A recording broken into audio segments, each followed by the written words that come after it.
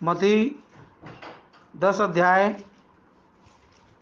और उसके 16 वचन से 25 वचन तक।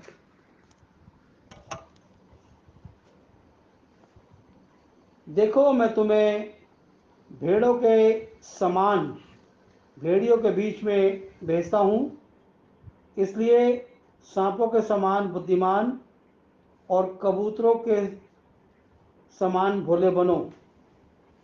परंतु लोगों से सावधान रहो, क्योंकि वे तुम्हें महासभाओं में सौंपेंगे और अपनी पंचायतों में तुम्हें कोड़े मारेंगे। तुम मेरे लिए हाकिमों और राजाओं के सामने उन पर और अन्य जाति लोगों पर गवाह होने के लिए पहुंचाए जाओगे। जब वे तुम्हें पकड़वाएं तो ये चिंता ना करना कि हम किस रीति से या क्या कहेंगे, क्योंकि जो कुछ तुमको कहना होगा वह उसी घड़ी तुम्हें बता दिया जाएगा, क्योंकि बोलने वाले तुम नहीं, परंतु तुम्हारे पिता का आत्मा तुम में से बोलता है। भाई भाई को और पिता पुत्र को घात करने के लिए सौंपेंगे, और बच्चे माता पिता के विरोध में उठकर उन्हें बलवा मरवा डालेंगे। मेरे नाम के कारण ये सब लोग तुमसे बैर करेंगे, और जो अंत तक धीरज धरेगा उसी का उद्धार होगा।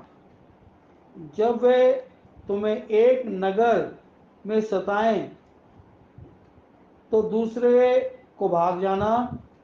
मैं तुमसे सच कहता हूँ कि तुम सब इज़राइल के नगरों में ना फिर पाओगे कि मनुष्य का पुत्र आ जाएगा। चेला अपने गुरु से बड़ा नहीं होता, और न दास अपने स्वामी से। चेले का गुरु के और दास का स्वामी के बराबर होना ही बहुत है। जब उन्होंने घर के स्वामी को शैतान कहा तो उसके घर वालों को क्या कुछ ना कहेंगे। यहोवा परमेश्वर की आशीष उसके पवित्र वचन के पढ़े और सुने जाने पर हो। आमेन। अब हम जो ध्यान करने जा रहे हैं उसके लिए हमें अपने कानों को डेडिकेट करना है, ताकि वो हमारी इन गहरी बातों को हमारे हृदय के ऊपर नक्श कर दें। एक प्रार्थना करेंगे। प्रभु यीशु महान, हम धन्यवाद स्तुति महिमा करते हुए आपके चरणों में आते हैं। आज के दिन मुल्क इज़राइल की सलामती चाहते हैं। यरूशलेम में आपकी शांति बनी रहे। तमाम पवित्र लोग जो इस भूमंडल पर पाए जाते हैं उन सब के बीच में आपके राज्य का पैगाम सुनाया जाए, और एक अच्छी दुल्हन उस राज्य के लिए तैयार की जाए। आत्मा, शरीर, प्राण सब कुछ आपके चरणों में रखते हैं। इस वचन को हमारे हृदय के ऊपर नक्श कर दें परमेश्वर, ऐसी दया करें। प्रार्थना हमारे उद्धारकर्ता प्रभु यीशु मसीह के नाम में मांगते हैं। आप दया से सुने और कबूल फरमाएं। आमेन आमेन।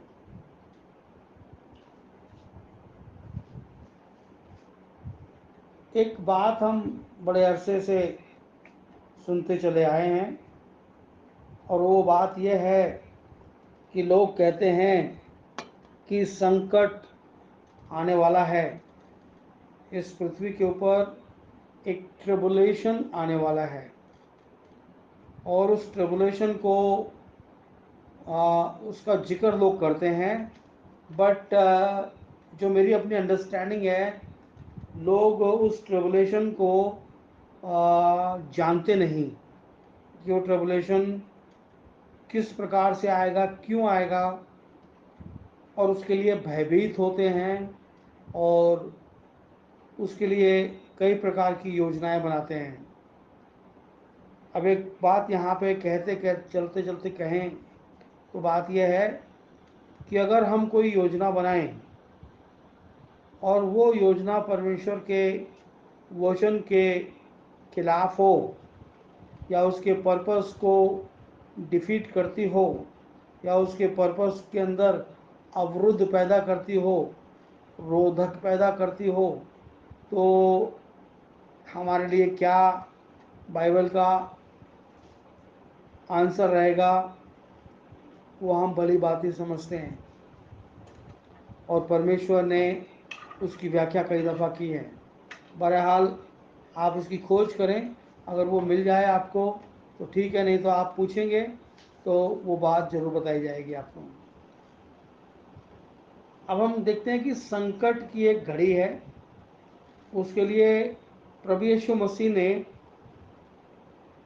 अपने चेलों को तैयार किया है और उनको वो जगत में भेजने की तैयारी कर रहे हैं। और उस तैयारी के अंतर्गत उन्होंने क्या कहा वो देखते हैं। देखो मैं तुम्हें भेड़ों के समान भेड़ियों के बीच में भेजता हूँ।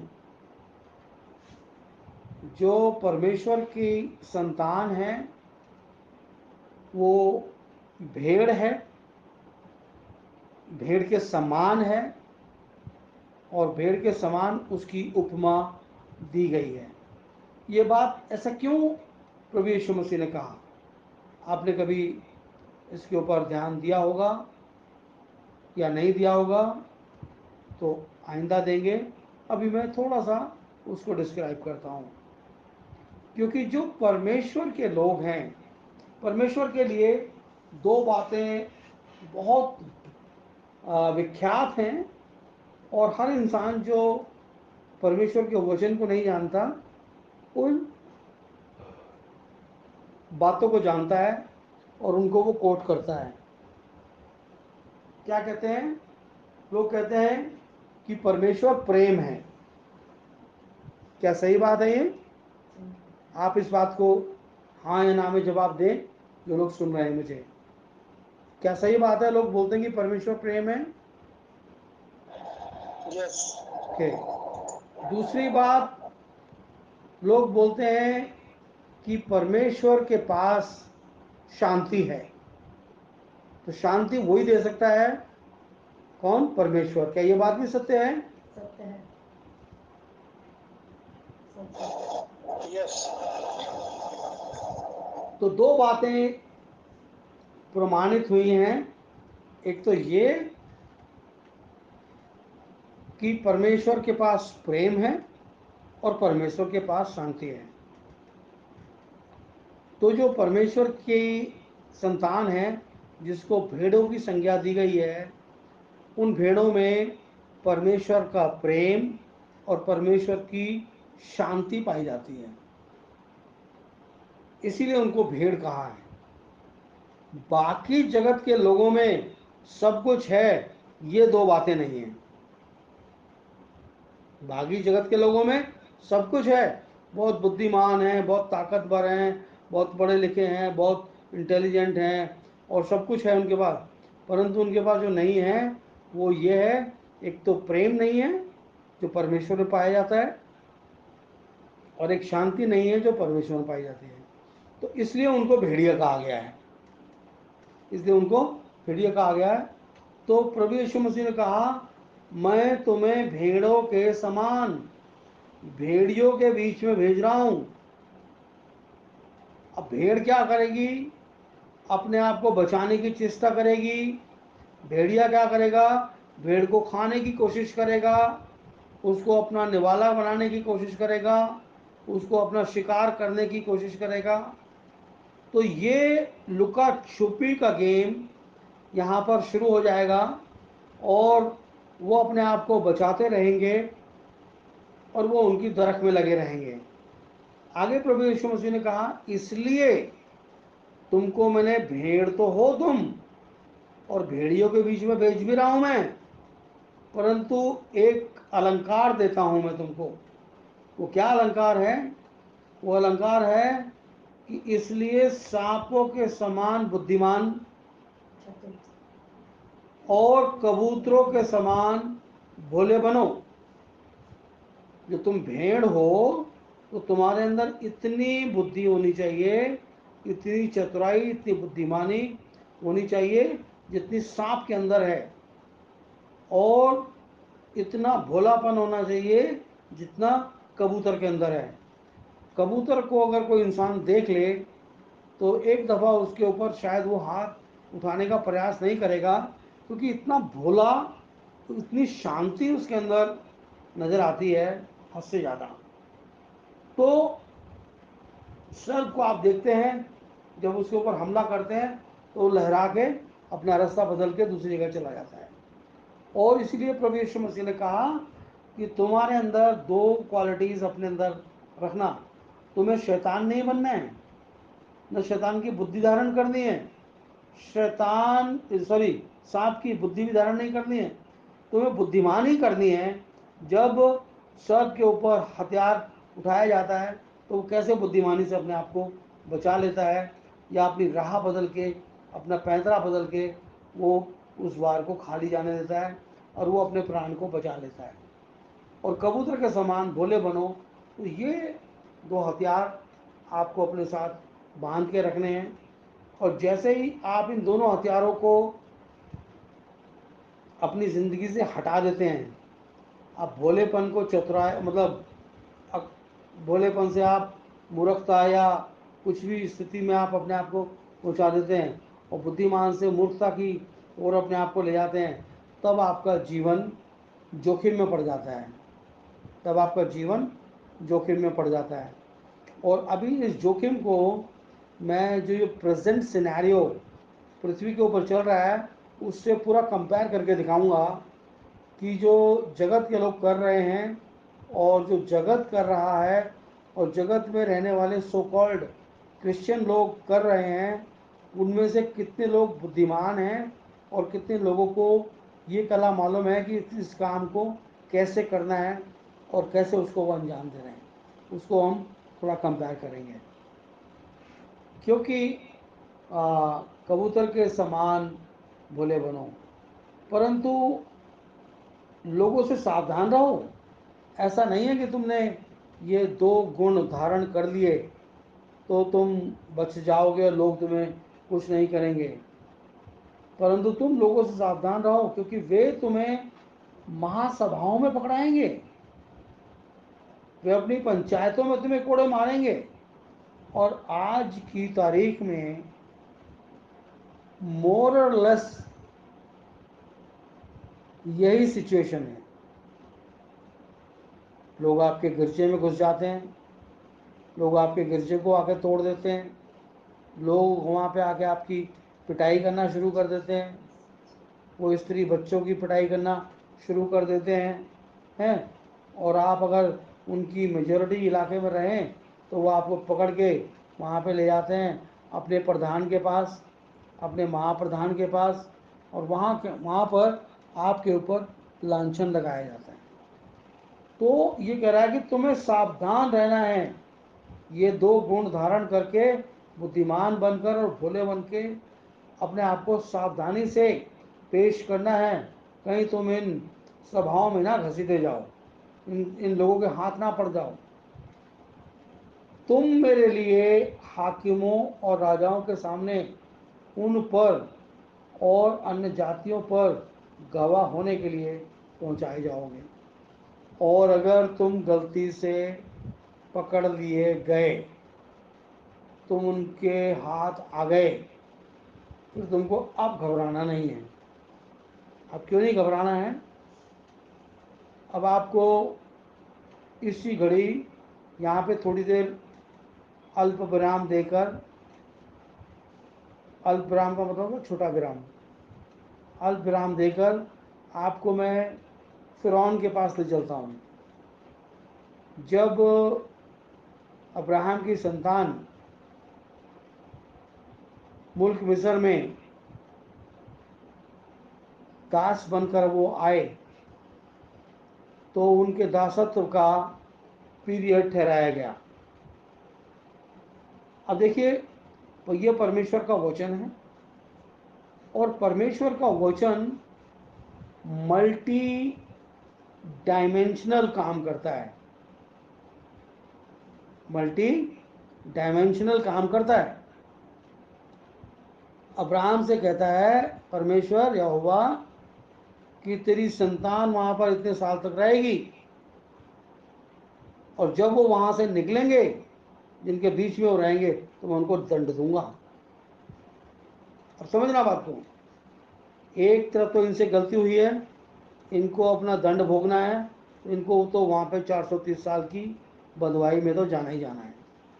परंतु जो इनके ऊपर अत्याचार करेंगे, अत्याचार भी उनसे करवाया जा रहा है, और परमेश्वर उनसे उसका पलटा भी ले रहा है। तो अगर आपकी परिस्थिति कभी बिगड़ती है या खराब होती है, और कोई उसमें आपका विरोध करता है या आपको सताता है, आपके ऊपर ट्रिबुलेशन की सिचुएशन क्रिएट करता है, तो आप ये समझ लेना, आप परमेश्वर के प्रभु यीशु मसीह के नाम से परमेश्वर में धन्य हो गए। क्यों धन्य हो गए? बाइबल में तो कहीं लिखा नहीं है ऐसा, लिखा है ऐसा, आप पढ़िए ध्यान से। यहाँ लिखा है कि तुम मेरे लिए हाकिमों और राजाओं के सामने उन पर और अन्य जाति लोगों पर गवाह होने के लिए पहुंचाए जाओगे। जितने लोगों को पकड़ के ले जाया जाएगा, जिन जिन के सामने ले जाया जाएगा, ये बंदी होंगे दुनिया के लोगों के लिए, परमेश्वर के लिए ये गवाह होंगे इस बात के कि उन लोगों ने इनके ऊपर अत्याचार किया है। और जब ये इसमें चाहे इनके प्राण चले जाएं, चाहे इनका घर लुट जाए, चाहे इनकी धन संपत्ति बर्बाद कर दी जाए, तो परमेश्वर यहाँ इनके साथ क्या करेगा? परमेश्वर ने अपने पवित्र वचन में कहा कि जो कोई अपने घर को या खेत को या बाल बच्चों को प्रभु यीशु मसीह परमेश्वर की महिमा के लिए प्रभु यीशु मसीह के नाम में देता है, तो परमेश्वर इसको इसका 100 गुना पलटा देगा। जो धन संपत्ति आप देते हैं और जो अपना जीवन परमेश्वर को सौंपता है, परमेश्वर उस जीवन को अनंत जीवन में तब्दील कर देता है। आप देख रहे हैं इस बात को, कितनी लाजवाब बात है। ये बात हमको समझनी है। अगर गलती से हम उसका शिकार हुए या हमें किसी ने शिकार बना दिया, तो हमें पूरी पहले युक्ति करनी है कि हम वहाँ से निकल जाएं। और हमारी युक्ति वहाँ पे काम नहीं आती, हम फंस गए, तो इसका मतलब यह है कि ये परमेश्वर की योजना है और हम उसके गवाह बने हैं, हम उसके गवाह बने हैं। परमेश्वर ने हर खास इवेंट के ऊपर, हर खास इवेंट के ऊपर अपने गवाह ठहराए हैं। और परमेश्वर ऐसा ही परमेश्वर नहीं है, वो गवाह ठहराता है। मैं आपको एक दो रेफरेंस देना चाहता हूँ जहाँ पे परमेश्वर ने अपने लोगों को गवाह ठहराया है।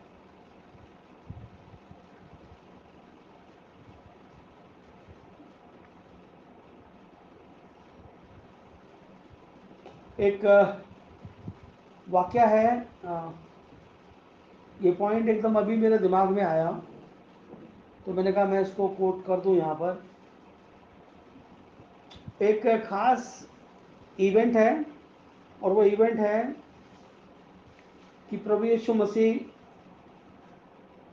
आसमान पर उठाए जाने वाले हैं। और यहाँ मैं पढ़ना चाहूँगा यहाँ पर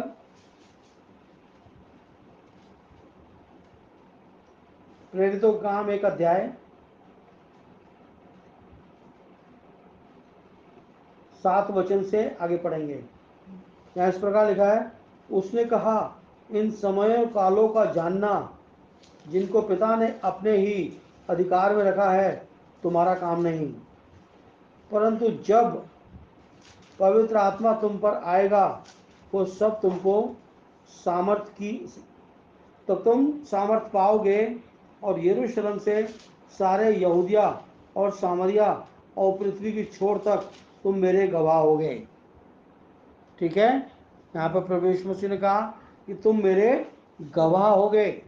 तो ऐसे ही परमेश्वर उन लोगों को जो ट्रिबुलेशन में जाएंगे उन लोगों के खिलाफ वो परमेश्वर के गवाह होंगे। और यह कहकर वो उनको देखते देखते ऊपर उठा लिया गया और बादल ने उसे उनकी आंखों से छुपा लिया। और उसके जाते समय जब वे आकाश की ओर ताक रहे थे तो 2 पुरुष वस्त्र पहने उनके सामने आ खड़े हुए। और उसने कहा, हे गलीली पुरुषों, तुम खड़े क्या देख रहे हो?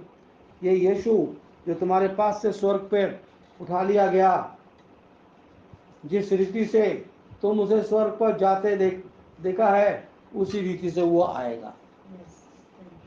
ठीक है, तो परमेश्वर अपने लिए गवाह ठहराता है। तो अगर कोई व्यक्ति विशेष अगर इस ट्रिबुलेशन को नहीं समझता है तो आज के बाद ये आपकी ड्यूटी है कि आप लोगों को प्यार से बैठ के गॉस्पेल समझाएं, क्योंकि लोग प्रीच तो बहुत कर रहे हैं पर समझ कितने रहे हैं ये मालूम नहीं है। हर आदमी ट्रिबुलेशन में नहीं जा रहा, मगर जो जा रहा है वो भाग्यशाली है, क्योंकि परमेश्वर ने उसको एक असाइनमेंट दिया है। वो बहुत पढ़ा लिखा भी हो सकता है, वो बहुत धनी भी हो सकता है, वो बहुत गरीब भी हो सकता है, बहुत लाचार भी हो सकता है, और इतना लाचार भी हो सकता है कि शायद आपने उससे ज़्यादा लाचार व्यक्ति ना देखा हो। ये सब परमेश्वर की अपनी योजना है और परमेश्वर अपने तरीके से काम करता है। आगे बढ़ें। जब वे तुम्हें पकड़वाएं तो ये चिंता ना करना कि किस रीति से या क्या कहेंगे, क्योंकि जो तुम्हें करना होगा उसी घड़ी तुम्हें बता दिया जाएगा। लोगों को एक बड़ी चिंता रहती है कि अगर हम पकड़े गए तो हम क्या बोलेंगे, हम क्या सोचेंगे, क्या उनको गवाही दें, क्या हम छुटने का प्रयास करें। जब आप पकड़ लिए गए तब आप बिल्कुल शांत रहो, आप भोले बन के रहो, क्योंकि चतुराई का काम निकल गया। चतुराई का जो सेशन था वो आपने मिस कर दिया, आपकी चतुराई काम नहीं आई। अब आपको भोले बन के ही रहना है, अब आपको भोले बन के रहना है, ताकि कम से कम पिटाई हो और जल्दी से जल्दी रिहाई हो, परंतु गवाही तो हो गई।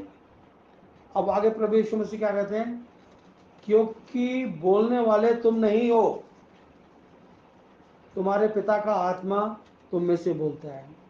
अब ध्यान से समझ लीजिए, जब हम बोलते हैं तो जिस आत्मा में होकर हम बोलते हैं, अगर हमारी बात में मिठास है, हमारी बात में शांति है, हमारी बात में प्रेम है, हमारी बात में मिलन है, हमारी बातें मिलनसार हैं, तो ये परमेश्वर का आत्मा हम में बातें करता है। इससे पहचान होती है, क्योंकि जो जुबान इंसान बोलता है वो उस जुबान के रिप्रेजेंटेटिव की संतान वो व्यक्ति उस घड़ी होता है। आप इस बात को समझे या नहीं समझे, अगर नहीं समझे तो मैं आपको फिर समझाता हूँ। प्रभु यीशु मसीह और पतरस की वार्तालाप हो रही थी और प्रभु यीशु मसीह ने पतरस से कहा कि मैं तेरे पांव धोऊंगा, और पतरस ने उसका इनकार कर दिया कि तू मेरे पांव कभी नहीं धोने पाएगा। तो वो बोलता है कि फिर तेरा मेरा कोई साझा नहीं। एक और सिचुएशन आई तो वहां पर भी पतरस ने उससे बात करी, तो प्रभु यीशु मसीह ने पतरस से कहा कि ऐ दुष्ट, तू दफा हो जाए ऐसे। तो वो दुष्ट जो प्रभु यीशु मसीह ने कहा वो पतरस को नहीं कहा, परंतु उस आत्मा को कहा जिस आत्मा के प्रभाव में ये पतरस प्रभु यीशु मसीह से बात कर रहा। तो मेरे अजीजों, हम जब कभी भी किसी व्यक्ति विशेष से बात करें, चर्च में बात करें, किसी छोटी या बड़ी फेलोशिप में बात करें, तो हमें बात करते वक्त इन चीज़ों का ध्यान करना पड़ता है, करना चाहिए कि हम किस आत्मा में होकर इस बात को कह रहे हैं, क्योंकि उस आत्मा से ये पहचान होती है कि उस आत्मा को हम इस पृथ्वी के ऊपर उसको रिप्रेजेंट कर रहे हैं। क्या वास्तव में ये परमेश्वर की आत्मा है? अगर वो परमेश्वर की आत्मा नहीं है तो कौन सी आत्मा है ये? तो इसलिए हर चीज़ को, हर बात को समझने के लिए हमें परमेश्वर के वचन का आसरा लेना पड़ता है। और जब हम परमेश्वर के वचन का आसरा लेते हैं तो वो हमको बातों को खोल के समझाता है। आगे लिखा है, भाई को भाई और पिता को पुत्र घात करने के लिए सौंपेंगे, बच्चे माता पिता के विरोध में उठकर उन्हें मरवा डालेंगे। ये क्यों होगा? क्योंकि जब परमेश्वर का पवित्र आत्मा उन चुने हुए लोगों में उतर आएगा और उनको साफ साफ दिखाई देने लगेगा कि उद्धार यही है, तो जब वो उस राह पे चलेंगे तो दूसरा भाई उसको पुकार के कहेगा, हमारे बाप दादे इस कलीसिया के सदस्य थे और तू ये कलीसिया छोड़ के जा रहा है इन सड़क पे संगति करने वालों के साथ, जो कहते हैं कि सच्चाई यहाँ पर है। भाई के बीच में झगड़ा होगा। बाप कहेगा अपने बेटे से, मेरा बाप पादरी था, उसका बाप भी पादरी था और उनका बाप भी पादरी था, और तू कौन सा पादरी बन के आया है तो हमको बाइबल समझा रहा है? हमने प्रचार किया है बहुत दूर दूर तक और तू हमें बाइबल सिखा रहा है। बाप बेटे में बैर हो जाएगी, क्योंकि प्रभु यीशु मसीह ने एक जगह कहा कि मैं मेल कराने नहीं परंतु तलवार चलाने आया हूँ, और वो तलवार इस रीति से चलेगी।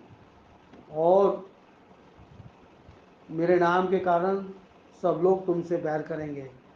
झगड़ा सिर्फ इस बात का नहीं है कि तुमने उन्हें लोगों को ईसाई बना दिया या बढ़िया वाला क्रिश्चियन बना दिया। सवाल सिर्फ उस नाम का है जो सारे नामों में श्रेष्ठ है।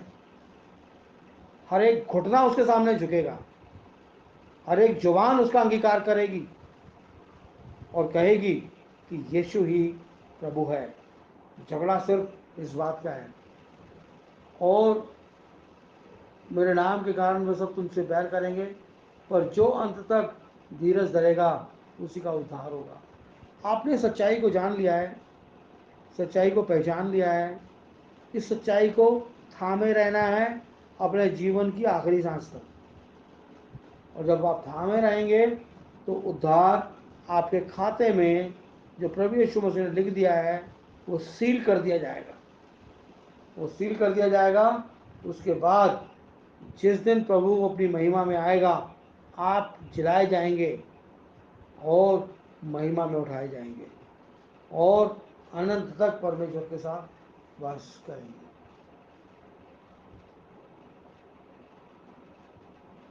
जब वे तुम्हें एक नगर में सताएं तो दूसरे नगर को भाग जाना।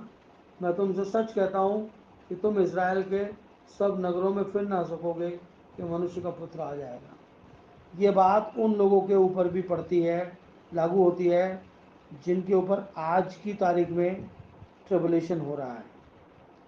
आप जब ट्रिबुलेशन एक विशेष एरिया के अंदर हो रहा है तो आपको दो चीज़ें दी गई हैं, चतुराई और भोलापन। इन दोनों में से जो जिस जगह काम आता है उसका प्रयोग करें और अपने आप को उनके सामने उस कन्फ्रंटेशन से, युक्ति से अपने आप को निकालें। आप एक नगर में काम करते हैं, एक जगह, क्योंकि जितनी भी जो फेलोशिप चल रही हैं ये किसी की अपनी फेलोशिप नहीं है, सब किराए पे ले लेके लोग काम कर रहे हैं। अगर अपना है तो एक्सीलेंट, फिर आप अपने घर के लिए उसकी वो युक्ति भी करें कि उसके ऊपर अटैक ना हो सके। दूसरी चीज़, आप जगह बदलकर, परिस्थिति बदलकर, क्योंकि ज़रूरी नहीं है कि आप लड़ें, क्योंकि जब सल्तनतें विद्रोहियों का साथ देती हैं तो ऐसे विद्रोह होते हैं। जब सल्तनतें उनका सहयोग देती हैं तो ऐसे विद्रोह होते हैं। तो हमें उन विद्रोहों से बचना है, लोकल अथॉरिटीज़ से बचना है। हमें देखना है हम किसी से कुछ, किसी को हम कुछ दे नहीं रहे, ना रुपया, ना पैसा, ना घर, ना जायदाद। ये हमारे पास खुद ही नहीं है, हम कहाँ से देंगे। ना हम किसी का धर्म परिवर्तित कराते हैं। हम एक बुरे आदमी को अच्छा आदमी बनाकर इस देश के अंदर बुरे लोगों की संख्या कम करते हैं। ये परमेश्वर के लिए भी अच्छा है, ये इस देश के राजघराने के लिए भी अच्छा है, सरकार के लिए भी अच्छा है। अगर एक मनुष्य है किसी भी रीति से कोई गुनाह करता है तो उसके ऊपर सरकार का कुछ खर्चा होता है। ऐसे अगर हर साल 10-20 हज़ार लोग, लाख लोग सुधर जाएं तो सरकार के तो राजकोष में जो घाटा है वो कम हो जाएगा, क्योंकि आपने एक ऐसा कार्य किया है जो देश के लिए, देश के लोगों के लिए, उनके हित का कार्य है। परंतु नहीं, लोग इस बात को नहीं समझते। लोग तो अपनी बात के ऊपर अड़िग रहते हैं, उनको बलवा करना है। आपको बलवे से बचना है जब तक बच सकते हैं। हाँ, जब तुम दूसरे नगर तक जाना, मैं तुमसे सच कहता हूँ कि तुम सब नगरों में फिर नहीं पाओगे कि मनुष्य का पुत्र आना हो जाएगा। आप जो, अगर आप युक्ति से काम करते रहेंगे तो कम से कम संभावनाएं होंगी भिड़ंत की, और समय बीतता चला जाएगा तो अभी यीशु मसीह आ जाएगा। चेला अपने गुरु से बड़ा नहीं होता, न दास अपने स्वामी से। चेले का गुरु के और दास का स्वामी के बराबर होना ही बहुत है। जब हम बात करते हैं परफेक्ट नेचर की, परफेक्शन की, तो ये बात प्रभु यीशु मसीह ने कह दिया कि कोई भी चेला अपने गुरु से बड़ा नहीं हो सकता। यानी कि जो प्रभु यीशु मसीह ने 12 चेले बनाए, और 12 चेलों ने लाखों चेले बनाए, लाखों ने करोड़ों बनाए, तो कोई भी चेला अपने गुरु से बड़ा नहीं हो सकता। ना प्रेरित प्रभु यीशु मसीह से बड़े हो सकते हैं। और आगे वो कहता है, ना दास अपने स्वामी के से बड़ा हो सकता है। और चेले और दास अगर वो उनके बराबर भी हो जाएं तो यही बहुत है। जब तुमने इतना काम कर लिया है और तुम अपने गुरु के बराबर हो गए हैं तो ये बहुत है। तो वो कहता है कि जब उसने, दुनिया ने, शैतान ने, उन्होंने घर के स्वामी को शैतान कहा, यानी कि प्रभु यीशु मसीह को शैतान कहा, तो वो लोग तुम्हारे साथ क्या ना करेंगे, तुम्हारे साथ क्या ना करेंगे। इसलिए बहुत होशियारी से और बहुत ही समझदारी से आपने इस परोपकार के काम को करना है, क्योंकि ये परोपकार का काम है परमेश्वर के लिए, इस मुल्क के लिए, या किसी भी मुल्क में जहाँ आप रहते हैं उस मुल्क के लिए परोपकार का काम है। एक ऐसे व्यक्ति को जो डिसिप्लिन नहीं है, आप उसको डिसिप्लिन बनाकर सोसाइटी के अंदर रखते हैं तो ये सोसाइटी के लिए, वहाँ के समाज के लिए बहुत अच्छा है। तो प्रभु यीशु मसीह हमसे चाहते हैं कि हम उस आने वाले खतरे को देख लें और उसको समझ लें और उसको परख कर अपने आप को उस तरीके से चलाएं कि जिससे हमारे परमेश्वर की महिमा हो और उस महिमा में आप लोग आशीष पाएं। God bless everyone.